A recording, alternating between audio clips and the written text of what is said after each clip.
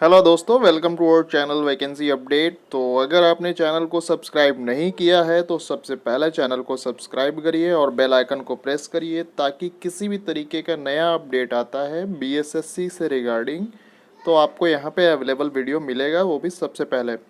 तो जैसा कि मैंने अपने पहले वीडियो में इस विज्ञापन संख्या जो 3/2019 का जो है राजभाषा सहायक उर्दू का जो है वो मैंने ऑलरेडी मैं बताया था कि इसमें क्या क्या डॉक्यूमेंटेशन चाहिए था और सिर्फ 2 कैंडिडेट के लिए ये जो है बुलाया गया है काउंसलिंग। तो ऐसे ही जनरली मैं इससे फिर से ऐसे ही देख रहा था इस नोटिस पत्र को, तो थोड़ा दिमाग में आया कि 2 अभ्यर्थी को ही क्यों बुलाया गया, आखिर काउंसलिंग 2 लोगों की क्यों हो रही है। तो मैंने चेक किया इसका विज्ञापन की प्रथम बार जो है यानी कि स्टार्टिंग में काउंसलिंग के लिए कितने कैंडिडेट्स को बुलाया गया था। तो जब मैंने यहाँ पे लेटर देखा तो यहाँ पे आप ध्यान दीजिएगा कि इस विज्ञापन संख्या में जो है 3/2019 जो कि आप देख रहे हैं ये एक्चुअल काउंसलिंग लिस्ट जारी किया गया था विज्ञापन संख्या 3/19 के लिए, जो कि 14/7 यानी 14 जुलाई को आपको आया था। और आप यहाँ देखिए कि कुल 9 रोल नंबर यहाँ पे सिलेक्टेड हैं, यानी कि कुल 9 लोगों को यहाँ पे काउंसलिंग के लिए बुलाया गया और कुल 9 सीटों की ही भर्ती थी।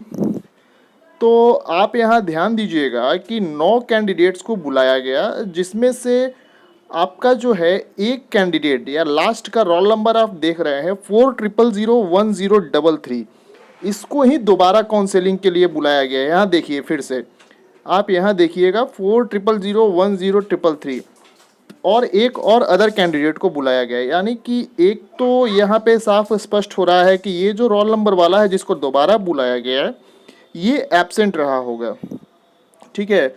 और दूसरा जो है आपको एक और कैंडिडेट को बुलाया गया है, तो दूसरा का डॉक्यूमेंटेशन में कोई प्रॉब्लम हुआ होगा इस कारण, जैसे कि एक तो ये लास्ट कैंडिडेट को बुलाया गया और एक बाकी इन 8 में से किसी का डॉक्यूमेंटेशन सही नहीं पाया गया, जिसके कारण फर्दर दूसरे कैंडिडेट को मौका दिया गया, काउंसलिंग में बुलाया गया ताकि पूरी सीट को फुलफिल की जा सके। यानी कि अभी तक तो सिर्फ बीएसएससी कह रही है कि जब तक काउंसलिंग चलता रहेगा, जब तक कि पूरी तरीके से सीट फुलफिल नहीं हो जाए, प्रथम इंटर स्तरीय परीक्षा जो लिया गया था उसमें जो भी सीट है 13,120, उसके बारे में कहा है उन लोगों ने कि पूरा सीट जब तक फुलफिल नहीं होगा काउंसलिंग चलती रहेगी और डॉक्यूमेंटेशन होता रहेगा। तो खैर इस पर काफ़ी संशय था कि पता नहीं कह रही है करेगी कि नहीं करेगी, इस पर थोड़ा डाउट था, क्योंकि बीएसएससी ऑलरेडी जो वादे किया है उन्होंने प्रीवियसली बीएसएससी इंटर स्तरीय से लेके वो सारे के सारे फेल हो गए हैं और झूठे साबित हुए हैं, तो थोड़ा संशय था। तब जब हम लोगों ने ये देखा, मतलब मैंने ये देखा, तो थोड़ा बिलीव हुआ कि नहीं हो सकता है करे, जब तक काउंसलिंग करती रहे जब तक कि सीट फुलफिल नहीं हो। क्योंकि यहाँ पे आप देख रहे हैं कि 9 सीट जो था, 9 सीट में से जो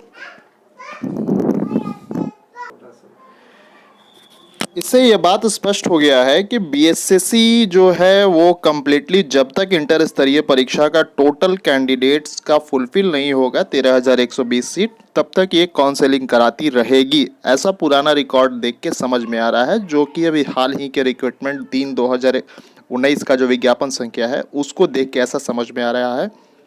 तो इसलिए घबराने की ज़रूरत नहीं है, परेशान मत होइए।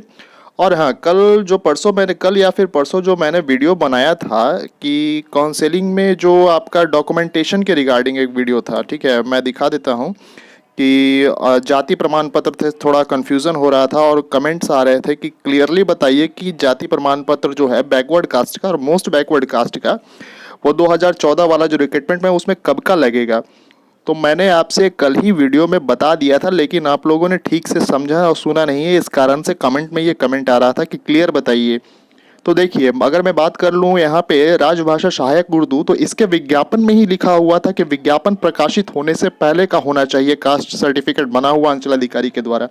लेकिन जो प्रथम इंटर स्तरीय परीक्षा जो हुई है उसके विज्ञापन जो निकला था, उसके जो प्रोस्पेक्टस था उसमें किसी तरीके का कोई नोटिफिकेशन नहीं है कि कास्ट सर्टिफिकेट कब का बना होना चाहिए।